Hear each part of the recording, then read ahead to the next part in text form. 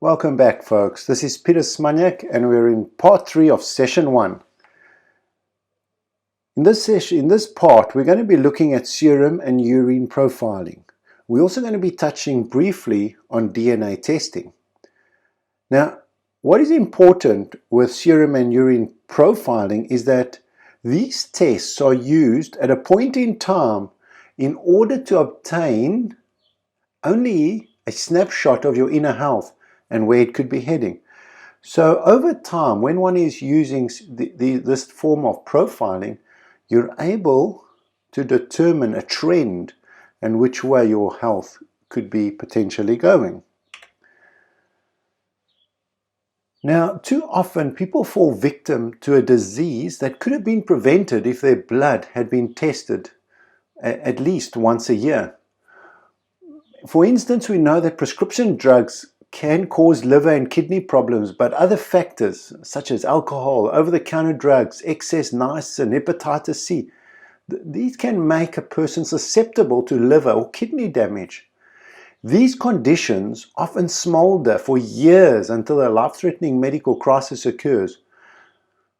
Because of a phenomenon known as individual variability, some people are especially vulnerable to liver and kidney damage. Now, the good news is that a simple blood chemistry test can detect an underlying problem in time to take the corrective actions. When physicians review your blood results, and we're speaking on the average, their primary concern is any result that falls outside the normal lab reference range could be a problem. The problem is that the standard reference ranges usually represent the average population rather than the optimal level required to maintain good health. It now appears that most standard reference ranges are too broad to adequately detect health problems or prescribe the appropriate therapy on an individual basis. This is especially true when these reference ranges are relied on to treat a serious medical disorder. Now, as we said right in the beginning, we were speaking about identifying these risks. In our previous session, we looked at inflammation. We were speaking about how inflammation is the base rock to so many conditions. What is the test that we can use to actually see if there's inflammation flaring up in our bodies? That test is called the ultrasensitive C-reactive protein. Now, the C-reactive protein level does not provide specifics about the inflammatory process going on in the body, meaning the location of the inflammation, but it has been linked to a number of diseases, including the narrowing of blood vessels. So now, understanding your test results, the CRP test does not test for any particular disease or condition. It will tell you, however, that there's a potential risk which would lead to heart disease, cancer, Alzheimer's, if unnoticed, untreated, and ignored. A CRP test will tell you whether you have an excessive level of what they call systemic inflammation. Now, remember we spoke earlier, and you have acute inflammation when there's injury, and you have systemic inflammation. This is that smoldering inflammation in the system that just continues to grow. Now, your CRP level also indicates your risk of various other diseases. So CRP, when you look at the CRP measurement in your blood panel, and you could even do this, but what we've done is we've been able to take the CRP test results, throw them into a risk model and say, with this reading, these are your potential consequences for future disease. So in this example, we're showing that CRP, if it's high or severely high, it's a red flag for what? Well, for predicting cardiovascular disease. Now, if you know that already and you're not worried about cardiovascular disease, then you can carry on doing what you're doing. But if you don't want to end up with cardiovascular disease, and it doesn't happen tomorrow or the next week, it happens over time as this inflammatory reactions and responses in the body smolder for years. But what you want to know, and the information you need, is that do I have chronic inflammation in my body? Because if I do, it also increases not only cardiovascular risk disease, diabetes risk. What would normally happen with this kind of marker is that a medical practitioner would suggest that you go on what they call anti-inflammatories. Now, I'm sure many have been on these things, whether you have a headache, which you normally take a painkiller, but in many instances, people are also taking anti-inflammatories for muscle strains, sore neck, sore back, and so on. But what does that anti-inflammatory do? So we've had a look at this and we say, okay, so what is the risk of taking this kind of anti-inflammatory? And folks, straight away, that anti-inflammatory is highly acidic in your gut and in your system. You would like to stay away from it. If it's an acute problem, maybe you can take it for a short period and then move on. But so many times people are living on anti-inflammatories and pain medication. So if there's diabetes that is already shown up, and there's heart disease that's already busy smoldering, what can you do about all these things? Well, we suggest rather reduces inflammation naturally by changing what is eaten. Because what has happened is you've got to this place by following a certain habit. Now what you need to do is just change that habit. And can you change it? Yes, without a doubt. They say 21 days. We have found that it's better to do it over about 42 days. And that changes. But there's no rush. We get in, we do it slowly. And we're going to show you and guide you slowly on how to do that. So that is the serum profiles. Now, there's a number of tests one can test, not only for inflammation, but for nutritional deficiencies, cardiovascular risk, cancer risk, the working of your thyroid. There's a number of panels that one can do. And that is not for this course, but what is for this course is to be able to understand that there are tools available for you to determine future predictors to gut health. The first test we look at is food allergy, and we're not going into too much detail about food allergy because if there is a food allergy, you will know all about it. Food allergies are immediate reactions that can lead to death in some instances. What is a food allergy? Well, when you have a look at it, there are a number of factors that can affect an individual. Pollution, viruses, fungi, bacteria, parasites, toxins. And in instances where you're eating maybe a average food, a normal food for society, may not be healthy, but it's a normal food, even a healthy food, is that the body sees it as a threatening substance and it goes into a place where it protects itself from this allergy that it's recognizing. Now that is just the way you've been wired, or in some instances you've eaten too much of it, or in other instances it's just what's happening inside of your system. What are the common allergens? Milk, eggs, peanuts, tree nuts, fish, shellfish, soy. And we know these are the common allergens that can cause havoc with the body if eaten. So folks, be aware of this, be careful of this, because these things show up very quickly. Now, food intolerance, these tests, and this is what we're suggesting in many instances as a first go-to to determine where I am right now, what am I still doing that could be aggravating my gut health. So these tests use specific what they call IgG4 concentrations. And what's important here is that a food allergy, there's an immediate reaction, where food intolerance is a delayed reaction. I mean, those are the two most important things around this right now. But what do we need to know about food intolerances? Well, when you've got a food intolerance and you're continually eating that food that you don't know or you may suspect, but you're continually eating it, this is what could be happening in your body. Nutrient absorption problems. What does that mean? Now imagine you're not eating nutrient-dense foods, and the bit of nutrients you're getting from the foods you're eating are not being absorbed. You can actually be, although you can be eating a lot of food, you can be malnourished when it comes to actual proper nutrient efficiencies. Decreased oxygen to the gut, 4 times less blood flow to your digestive system. So how are we going to digest that food properly? Bloating, discomfort, pain, decreased metabolism, gaining weight, decreased enzymatic output.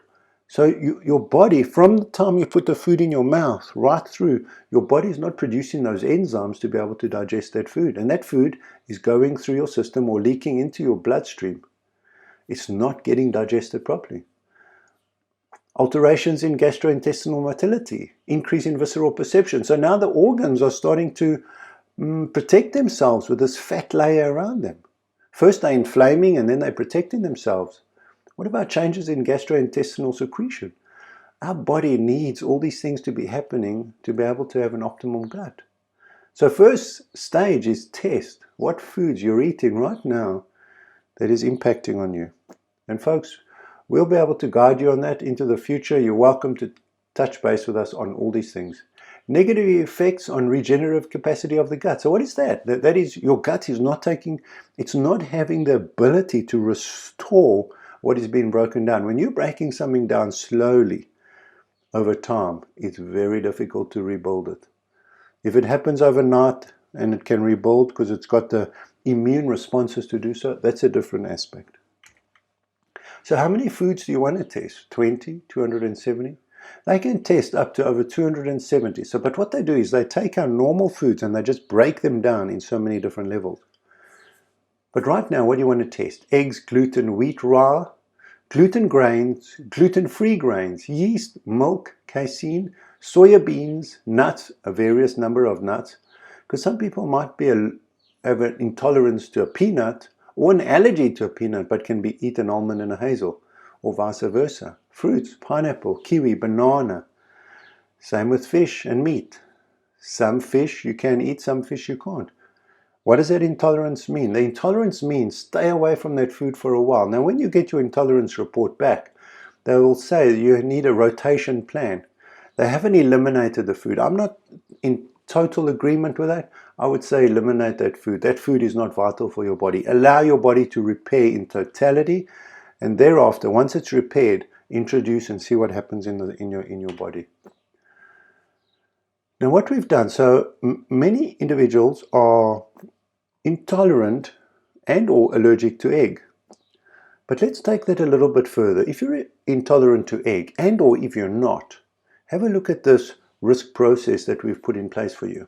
If you're consuming 2 eggs per day, now years gone by I was consuming a dozen eggs per day, and in some instances more. Now what is that? Is if I look and say I'm consuming 2 eggs a day, is that a risk? Well, no one will look at it at that way. But if I show you how this progresses and what the impact is on our system, you may look at it a little bit differently.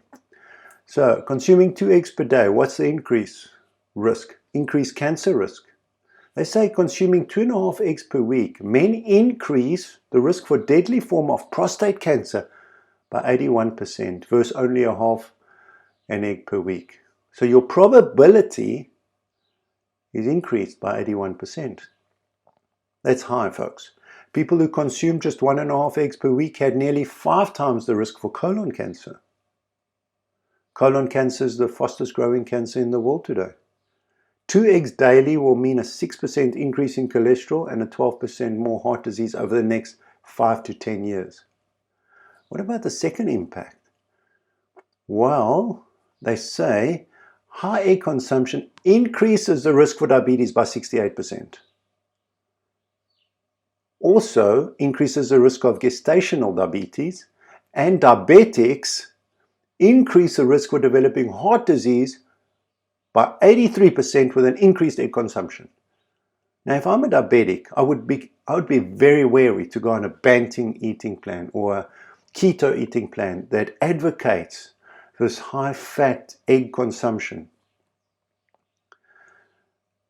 what is the third thing? So if we've increased that risk, now we're eating these eggs and we've increased heart disease. So research published in 2013 has shown that a byproduct of choline, coming from the yolk, a component that is particularly high in eggs, increases one's risk for a heart attack, stroke, and death.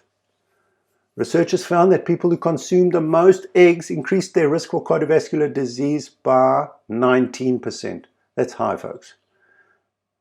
That is very high. So just looking at this, do I decrease my egg consumption? Do I continue if I'm eating a high number of eggs per week? What do I do? The choice is yours. When you're looking at it from this angle, I'm saying if one is focused on longevity and quality of health, one would be very wary about these statistics that come through. What about DNA testing? DNA testing is observing our own wiring. A person's genes determine everything about them, from their eye color to the risk for certain diseases, and personalized medicine is now giving doctors and practitioners the tools to highlight an individual's genetic makeup. So what doctors can use is now doctors, dietitians, nutritionists, advisors, practitioners can use the DNA testing only if they understand how to interpret this report in an holistic way for your nutrition plan. So to translate DNA results, it's vital that you're looking at an accredited provider. And we have that. We have where people have already been to a provider, they've had one consultation, which is insufficient to be able to get all that data and bring it into an holistic plan. So folks, be careful on that. But if you want to do it, you're also welcome to be in touch with us. We can refer you or we can assist you. So now, folks, we're coming up to the end of part 3 of session 1. What is our challenge for the next 7 days? And this is totally optional. Lower animal product consumption. I would suggest 50% at least over the next 7 days. Fruits and vegetables, double up on your fruits and vegetables. Remember, eat fruit on its own and vegetables together. Do not try not mix your vegetables, your sweet potatoes with an animal product. In so many instances that's doing it because we've got 2 different forms of enzymes being secreted in the body at one time. If I was you and you got serious gut health issues, I would do what they call mono eating. I'd only eat a specific fruit or a specific vegetable or a specific animal product on its own. For one morning a week, juice carrots, celery, ginger. For another morning, eat only watermelon. And on another morning, eat only grapefruit or grapes. And eat as much as you choose of each. Reduce your sugar intake by 50%. Sugar is called the new white death. Oils, reduce oils. Use only olive and coconut oil. Olive oil, use it over your salads and your foods. Do not cook with it. Coconut oil, you're welcome to cook with it. And use an organic brand. Cold-pressed organic coconut oil. And then for one day, and Mondays is normally a good day for this. From the day before on a Sunday, 6 o'clock, eat your last meal. Don't overeat. Just eat a normal meal. Until 12 o'clock the next day, only drink water. But focus not on the food that you're not getting in. Focus on how your body's responding. And I'm sure with these 6 tips, 6 challenges, which is not difficult, folks, you can easily do them. You're going to be feeling very different after 7 days. That brings us to the end of session 1. And we would love to hear from you. Get in touch with us. Write to us. Post on our Facebook, Instagram accounts. And we will respond where we can through our Q&As. Until we meet online again, folks, you take care. This is Peter Smaniak signing off.